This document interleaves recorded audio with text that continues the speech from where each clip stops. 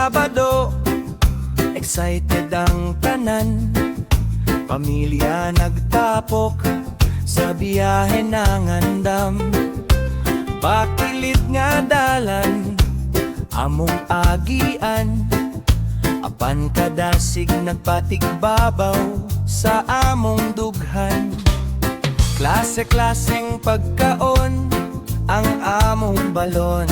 Kayang bonding sa pamilya, lami kaayo handumon.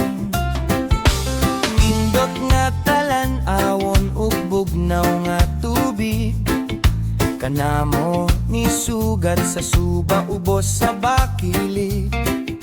Kuyog ang abataan nga puno sa kaaligre. Salom-salom dito, ambak-ambak diri. Bibo kaayo sila, nagdakpanay sa kilid. Sa dulang at tsinelasay, sila nagginugdanay. O pagkanindot sa Sabado dito sa Suba, pamilya nagkahiusa, puno sa kalipay ug katawa. Natambalan yod ang kaigang sa init nga panahon. Nabusog pagyod kaayo sa daghan nga pagkaon. Kasinatian nga tam-is sa kasing-kasing di mahanaw. Sa Suba nga tin-aw, ang kaguol na to mahanaw.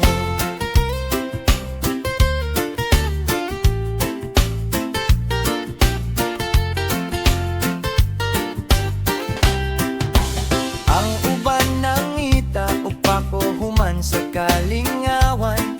Sa daplin sa Suba nanguha, aron pag-uli na ay mautan. Simple nga kalipay, apan diligyod malimtan.